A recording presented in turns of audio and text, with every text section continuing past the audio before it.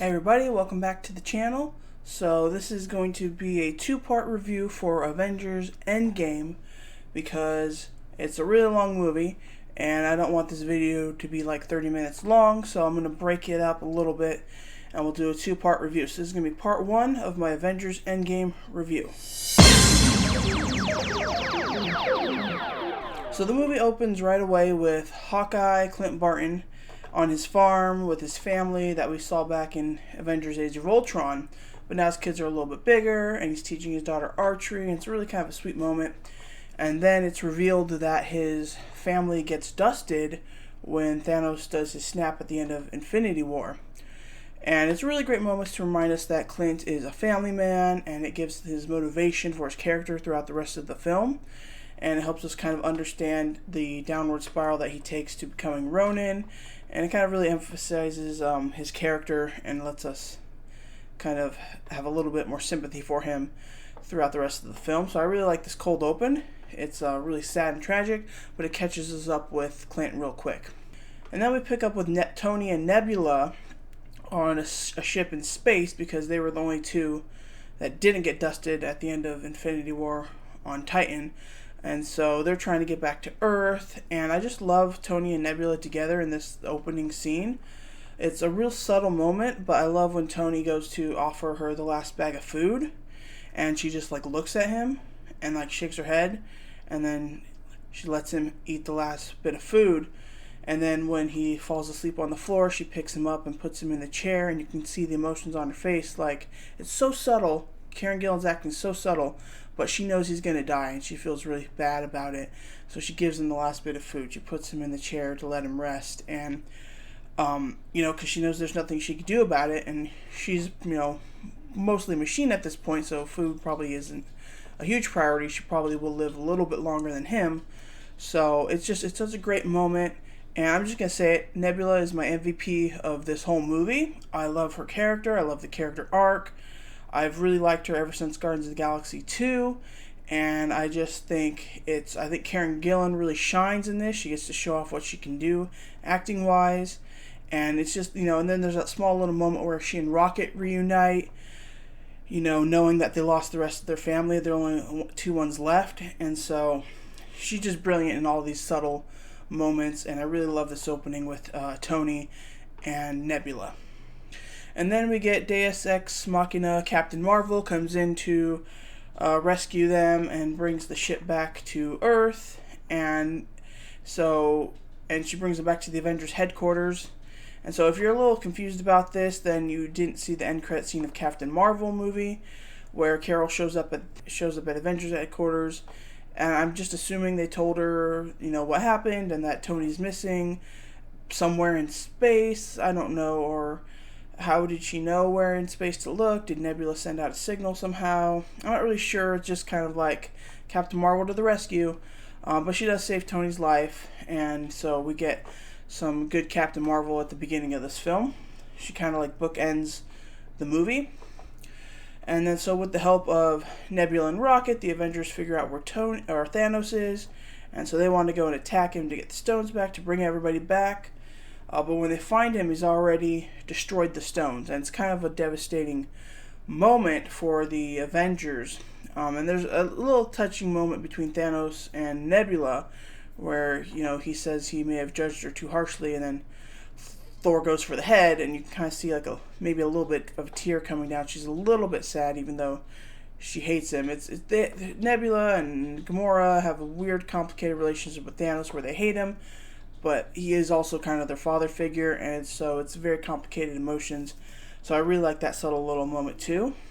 Then you can see the just like utter look of defeat on the Avengers' faces. It's like heartbreaking and powerful, because they know that this was their last chance, and then they failed again. And you could tell, because Cap even says to Natasha, it's gonna work, or I don't know what I'm gonna do. So you could just tell that they've truly feel that they have been defeated now. And then so we take its 5-year time jump ahead, and I gotta say, I don't like the 5-year time jump. I understand why they did and everything, but I understand people are sad and depressed. They lost their loved ones, and everything like that, and the bigger ramifications for the entire universe. But like there's like trash piling up on the streets and everything, and like the harbor's full of floating boats, and nobody's even playing baseball games anymore. And it just feels like 5 years is maybe enough time for society to try and get back together again and at least take the trash out, to form a new type of normal. And what have our main characters been doing for this whole entire 5 years? We do see the ramifications in Phase 4 of a 5-year time jump, and why 5 years is a little bit more significant of a year gap. But I still don't like the 5-year time jump.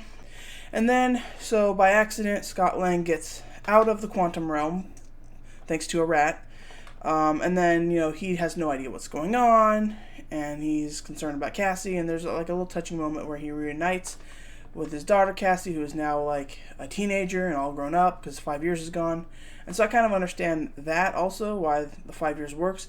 I just think 5 years is too long for society to not be picking the trash up.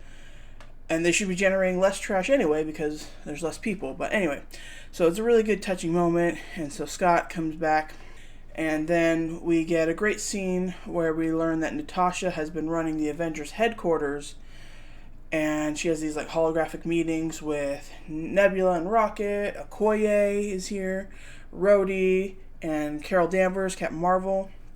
And she's like telling them to check in with her and like wondering what's going on and making sure there's nothing bad happening. And there's like a little line from Okoye of, oh, there was an earthquake under the water, and that's like, well, what are we doing? And Okoye's like, it's an earthquake under the water. We handle it by not handling it. And I know a lot of people like speculate, oh, was that like Namor? And they never confirmed that it's Namor, but now that Namor is in the MCU, maybe it could have been a little hint. We don't know.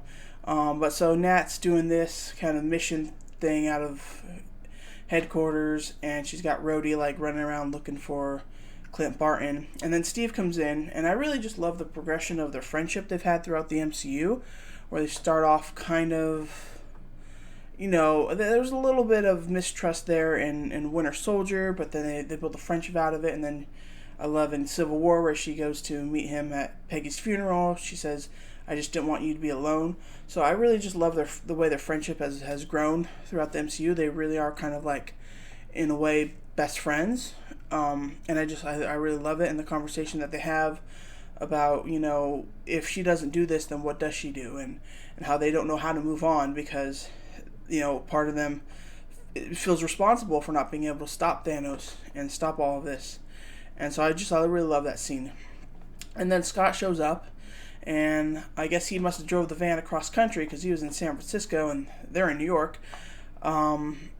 But so then he shows up and he tells them about the quantum realm and how maybe they could use it for time travel. So then we catch up with Tony Stark, what he's been doing for the 5-year gap. He has a daughter now, super cute daughter. He named Morgan. And I love really seeing the soft side of Tony. Like, he's still Tony. He's like still like, I'll throw away your toys and stuff. But he's just like, he's really soft and cute with her. And of course they have a sweet line of I love you 3000. And of course in Infinity War he mentioned to Pepper maybe he had a dream that they were going to get pregnant. So it looks like that did happen because this little girl's like 5 years old. So I really do like seeing this side of Tony with his little daughter. It's really sweet, and it shows you his motivations, and it makes his sacrifice at the end all that more heartbreaking. But of course he initially rejects helping them with the time travel because he doesn't want to lose his daughter, of course. So then they go to see Bruce Banner. And I gotta say, I don't like the Smart Hulk. I just don't. And I don't like the scene at the diner either. I think it's super cringy, Hulk stabbing and being weird. And I really don't like it. And the whole, you want to take a picture with Ant-Man goes on way too long. I really don't like that scene. I mean, I really don't like Smart Hulk in this movie at all, except for when he says, time travel. That's probably the best moment I think he has in this movie. And then, of course, the snap at the end is real touching, too. But, yeah, I don't like what they've done with Hulk at all. And it's been all off screen in this whole 5-year time gap jump. And I just think Bruce Banner works better when he has that dichotomy between the Hulk personality and the Banner personality. And really all he's done is put Banner's personality into the Hulk body. And it's not really a true meshing of the two. There is no Hulk personality anymore. So I really don't like what they've done here, but unfortunately, it's what we're stuck with. So then Hulk and Rocket go to find Thor in New Asgard, which is where the Asgardians have settled on Earth. I think it's supposed to be somewhere near Tonsberg, Norway, where the Tesseract was found at the beginning of Captain America, the first Avenger, by the Red Skull. And I know a lot of people criticize Fat Thor and everything, and it's fat shaming and everything. And I mean, and I do get it a little bit. Like, I don't like the way Rhodey kind of treats him like, Cheese Whiz and all those. That's a little fat shaming. But I do like the character arc that we get from this version of Thor. Because Thor's fat, not because we want to fat shame him, but he's fat because he's just lost all hope. He is deeply, deeply depressed. He feels riddled with guilt and remorse that he couldn't stop Thanos. He should have gone for the head. Like, he blames himself for everything that's happened, and that's manifested itself physically in the lack of care he's taken with his body, and that's why I think it works. I mean, we shouldn't be fat shaming him, but I think it works as a physical representation of what he's dealing with on the inside. And I love the scene where Thor's trying to explain the ether, and then he just starts breaking down the more he speaks. I think it's kind of funny, but it also really shows how broken he is at this point in his life. Like, he pops up the picture of Jane, and then he's like, oh, well, Jane and I broke up, and my mom's dead, and all this stuff. But then they make it into a joke, oh, I want a Bloody Mary or something. So they're a little too jokey with the Fat Thor, but I really do love what we get with Thor in this movie as a character and his character arc and progression. So then Tony figures out the key to time travel, and then they gather all of the remaining Avengers, and they break off into different groups to gather the 6 Infinity Stones. So Tony, Bruce, Steve, and Scott go to the events of the first Avengers movie, the Battle of New York, and Bruce goes off to meet the Ancient One from the first Doctor Strange movie. And she says that Bruce is 5 years too early, which means that the Doctor Strange movie, at least by the end of the movie, takes place 5 years after the Battle of New York, which I think does fit with the timeline. So I just love seeing more of the Ancient One. I liked her in Doctor Strange. I really like her small scene here. And she gives Bruce the Time Stone, trusting that Doctor Strange knew what he was doing. And then we got Nebula and Rhodey on the planet Morag from the first Guardians of the Galaxy movie to get the Power Stone. And we kind of see Peter Quill dancing around like he did at the beginning of that movie. And I love Rhodey and Nebula teaming up. I think they make a really great pair also. Again, Nebula is the MVP for me. And then a subtle moment where Nebula looks at her burnt metal hand and she says, I wasn't always like this. And it's really sad to know, I don't know what race Nebula was to begin with, but it's really sad to know that, now, because of Thanos, she's, mostly machine. And she feels, I think, a little bit of loss of her humanity from that.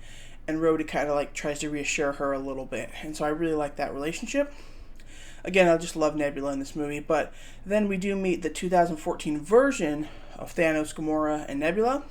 And I like this version of Thanos and Gamora also. They're a little bit more badass than we saw in the first Guardians movie, and that they are able to access Nebula's future memories because they're on the same neural network or some crap like that, same Wi-Fi.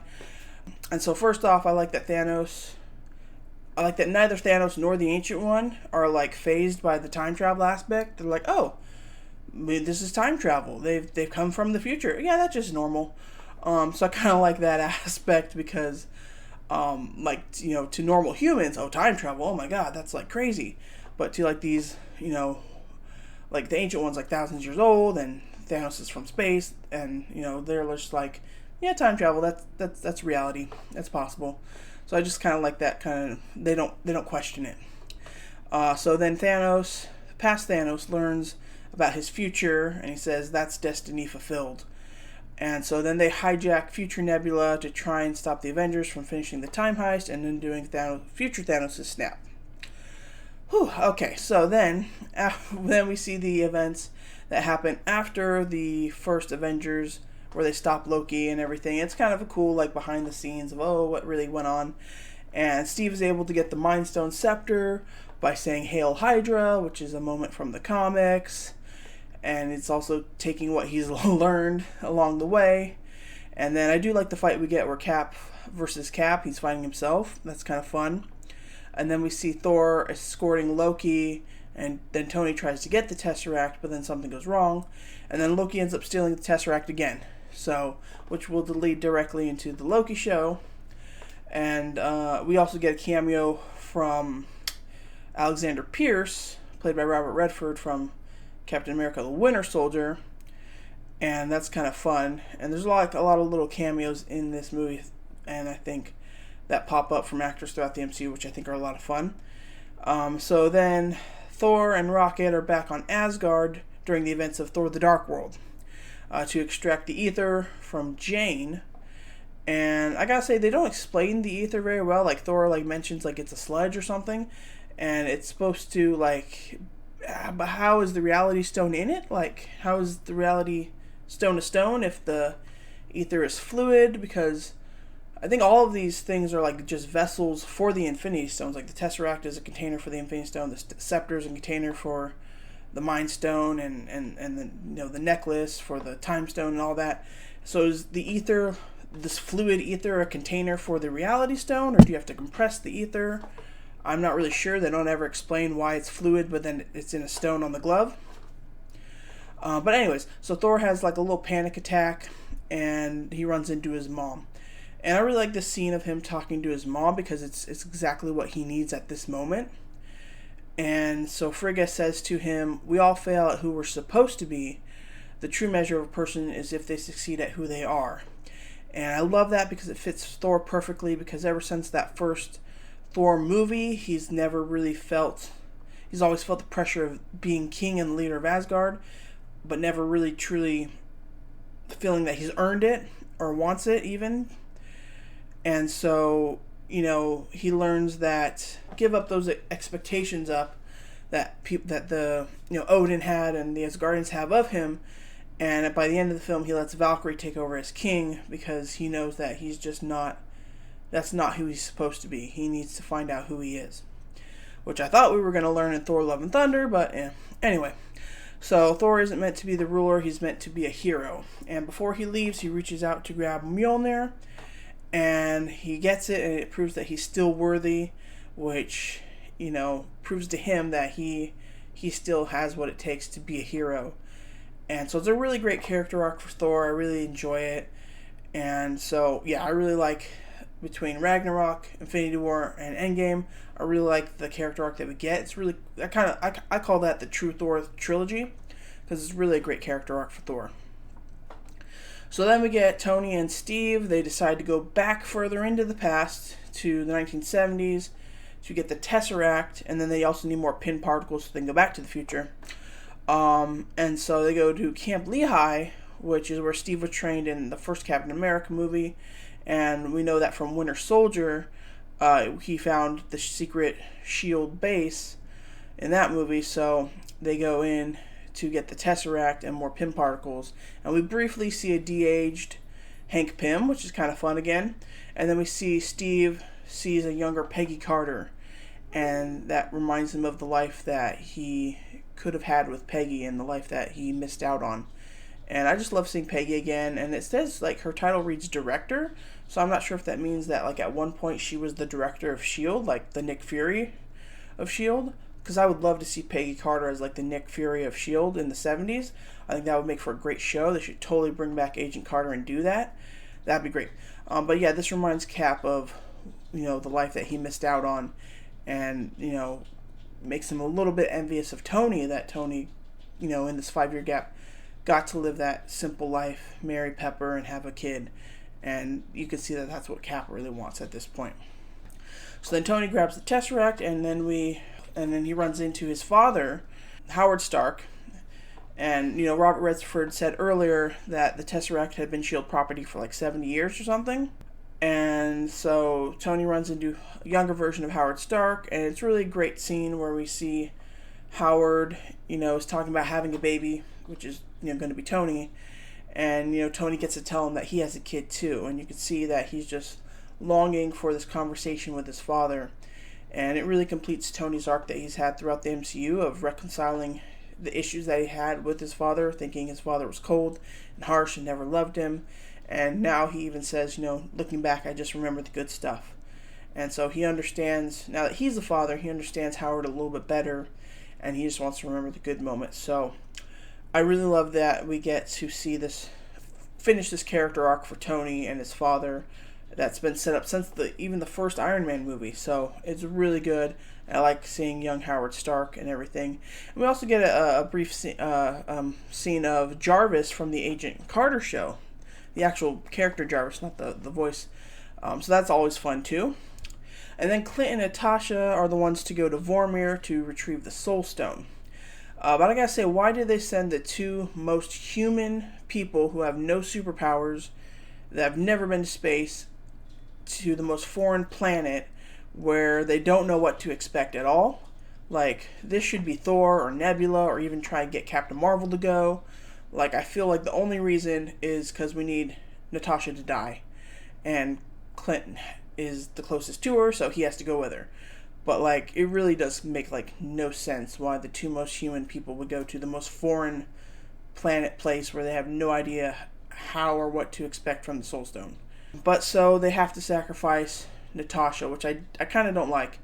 I get why they do it, and it is kind of her completing her character arc. This whole, she says earlier, she's, everything she's done has been to get up to this point, because she's always been trying to make things right. Like she says in the first Avenger movie, she wants to wipe out, she got red in her ledger, she wants to wipe it out, and she sees this as the opportunity to finally do that. And so it kind of completes her character arc also. But I just don't like killing off the character, because I like Black Widow. And, but I do like that they fight over. I do like that Clint doesn't just say, okay. Like, he feels like he needs to be the one because of all the bad stuff he's done as Ronin. But obviously, she knows that if they succeed, he's going to get his family back. And, that's more important to her. And so it really kind of shows their friendship as well.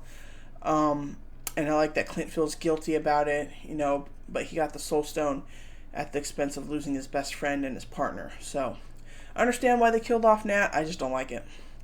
And, I do like the scene afterwards by the lake with Tony, Steve, Thor, Bruce, and Clint. And, Clint just feels so bad. He says it should have been me. And, Thor wants to try to figure out a way to bring her back, because, Thor has a point. He's like, this is space magic. Maybe anything's possible. But obviously, even Bruce says he tried with the snap.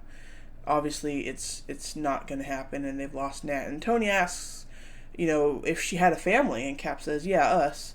But we know from the Black Widow movie that we find out she kind of did sort of have a family. I wonder how that all played out afterwards. But anyway, so it is a good little scene. We didn't get a full funeral, but that's kind of the closest thing we have to a funeral, is the five remaining original six, kind of mourning her loss in different ways. I like that it's different ways that they're mourning their loss. Like, Clint blames himself, Hulk is clearly angry, Thor wants to fix it, and Cap's like, she was our family, and, so I really like that. And that's where we're going to stop right now for this review, and then we'll pick up with the final end battle in the next episode, or the next part of this review, part 2. But that's kind of my thoughts and how I feel about this Endgame so far. And it's a long movie. It's 3 hours, and there's still like another hour left to talk about. But I do like the time travel aspect. I think that's a lot of fun. Again, Nebula, I think, is amazing in this.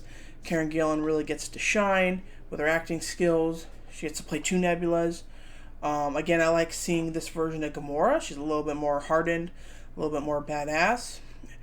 And I like what we got with Captain Marvel in the beginning. And again, I like all the character arcs that we've sort of been paying off throughout the way. So I really like this part. I really like Endgame. It's not my favorite of the Avengers movies, but I really do think it's pretty solid. And again, it has a lot of... what I love about Endgame is that it really is about the characters. It's about these characters working on themselves through this journey to try and do better to bring everybody back. And, we see Cap struggling to move on, Nat struggling to move on, Clint has moved on but is violent Ronin, and Bruce has moved on into Merging Hulk, and you see the different ways they've tried to cope over the 5 years of after this loss and everything. And so I really like all of those character moments. I think they just work really, really well, and they pay off what's come before in the MCU. So that's going to be it for this part 1 review. Stay tuned for part 2. Until next time, that's America's ass. Bye.